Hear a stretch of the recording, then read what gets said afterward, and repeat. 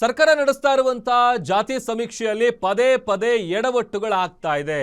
Location ಸಿಗದಿದ್ದಕ್ಕೆ ಶಿಕ್ಷಕರು ಕೆಂಡ ಕಾರ್ತಾ ಇದ್ದಾರೆ. ದಾವಣಗೆರೆ ಪಾಲಿಕೆಗೆ ಮುತ್ತಿಗೆ ಹಾಕಿ ತಮ್ಮ ಆಕ್ರೋಶವನ್ನ ಹೊರಹಾಕಿದ್ದಾರೆ.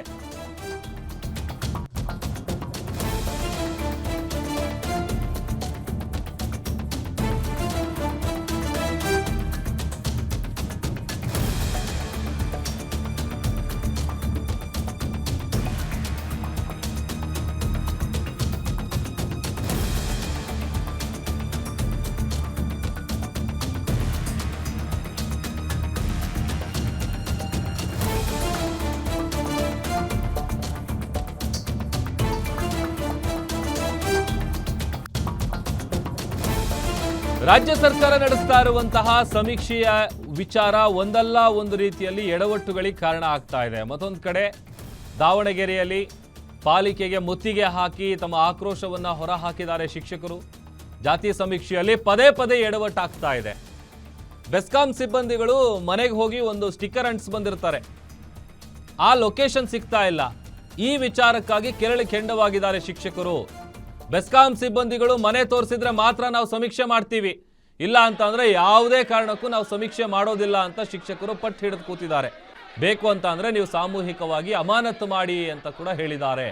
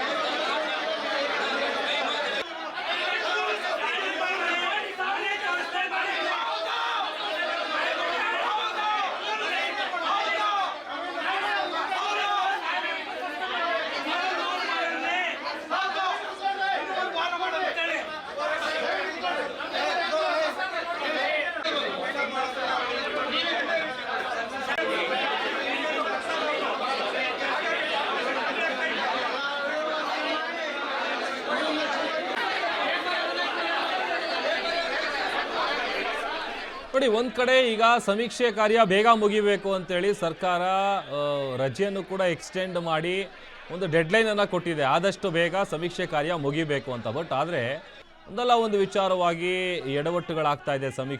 ಸಮೀಕ್ಷೆ ತಡ ಆಗ್ತಾ ಇದೆ. ಆಮೇಲೆ ಬೆಂಗಳೂರು ಬೇರೆ ಬೇರೆ ಭಾಗದಲ್ಲಿ ಒಂಥರದ ಸಮಸ್ಯೆ ಆದರೆ ಈಗ ದಾವಣಗೆರೆಯಲ್ಲೂ ಕೂಡ ಈ ಥರದ್ದೊಂದು ಸಮಸ್ಯೆ ಎದುರಾಗಿದೆ. ಬೆಸ್ಕಾಂನ ಸಿಬ್ಬಂದಿಗಳು ಹೋಗಿ ಏನು ಸ್ಟಿಕ್ಕರ್ಗಳನ್ನು ಅಂಟಿಸಿ ಬಂದಿರ್ತಾರೆ, ಆ ಲೊಕೇಶನ್ ಸಿಗ್ತಾ ಇಲ್ಲ.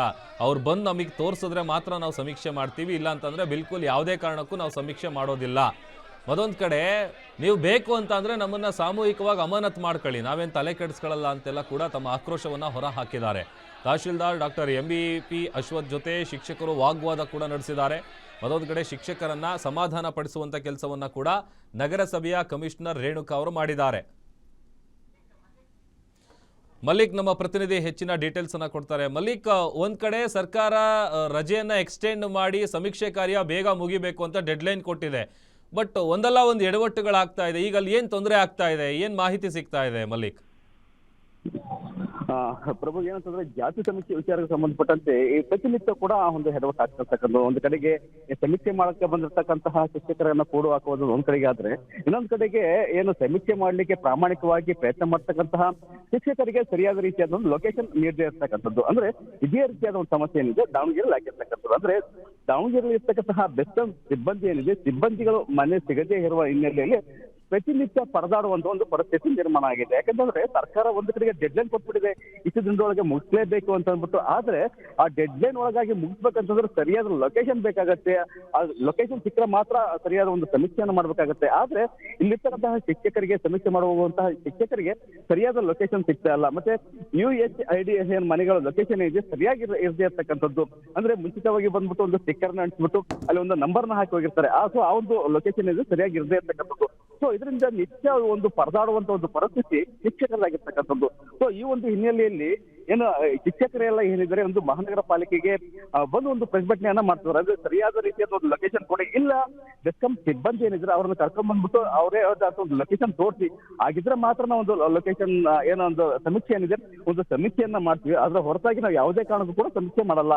ಒಂದ್ ವೇಳೆ ನಮ್ಗೇನ್ ಧಮಕಿಯನ್ನ ಹಾಕ್ತಿದ್ರಿ ಅಂದ್ರೆ ನಿಮ್ಮನ್ನ ಅಮಾನತು ಮಾಡ್ತೀವಿ, ನಿಮ್ಮನ್ನ ಕಿತ್ತಾಕ್ತೀವಿ ಅಂತ ಏನೋ ಒಂದು ಧಮಕಿಯನ್ನ ಹಾಕ್ತಿದ್ರಿ, ಕಿತ್ತು ಹಾಕೋದಾದ್ರೆ ಸರ್ ಅಮಾನತು ಮಾಡೋದಾದ್ರೆ ಸಾಮೂಹಿಕವಾಗಿ ನಮ್ಮನ್ನ ಅಮಾನತು ಮಾಡಿ, ನಾವು ಯಾವ್ದು ಕೂಡ ನಾವು ಕೇರ್ ಮಾಡಲ್ಲ ಅನ್ನುವಂತ ಒಂದು, ಅಂದ್ರೆ ತೀರಾ ಒಂದು ತಮ್ಮ ತಾಳ್ಮೆಯ ಕಟ್ಟೆಯನ್ನ ಹೊಡೆದುಕೊಂಡು ಈ ಒಂದು ಪ್ರತಿಭಟನೆಗೆ ಹೇಳಿರ್ತಕ್ಕಂಥ ಈ ಮಟ್ಟದ ಒಂದು ಪರಿಸ್ಥಿತಿ ಇದೆ ಅಂತ ಅನ್ನೋದಾದ್ರೆ ಸಮೀಕ್ಷೆಯಲ್ಲಿ ಇಷ್ಟೆಲ್ಲ ಎಡವಟ್ಟುಗಳಾಗಿದ್ದಾವೆ. ಮತ್ತೆ ಯಾವ ರೀತಿಯಾದಂತಹ ಲೊಕೇಶನ್ ಸಮಸ್ಯೆ ಎದುರಾಗಿದೆ ಅನ್ನೋಂಥದ್ದು ಸಹಜವಾಗಿ ಶಿಕ್ಷಕರಿಗೆ ಗೊತ್ತಾಗಿರ್ತಕ್ಕಂಥದ್ದು. ಸೊ ಆ ಒಂದು ಹಿನ್ನೆಲೆಯಲ್ಲಿ ಎಲ್ಲ ಶಿಕ್ಷಕರಿಗೂ ಬಂದು ಈಗ ಒಂದು ಮಹಾನಗರ ಪಾಲಿಕೆ ಮುಂದೆ ಒಂದು ಪ್ರತಿಭಟನೆ ಮಾಡಿದ್ರೆ ಅದಕ್ಕೆ ತಕ್ಕಂತೆ ಈಗೇನು ಅಲ್ಲಿರ್ತಕ್ಕಂತಹ ಆಯುಕ್ತ ರೇಣುಕಾ ಅವರು ಕೂಡ ಈಗ ಅವರಿಗೆ ಸ್ಪಂದಿಸಿ ಏನು ಅಲ್ಲಿ ಏನು ಬೆಸ್ಕಾಂ ಸಿಬ್ಬಂದಿಗಳನ್ನ ಕೆಲಸಕ್ಕೆ ಮುಂದಾಗಿರ್ತಕ್ಕಂಥದ್ದು. ಪ್ರಭು, ಥ್ಯಾಂಕ್ ಯು ಮಲ್ಲಿಕಾರ್ಜುನ್.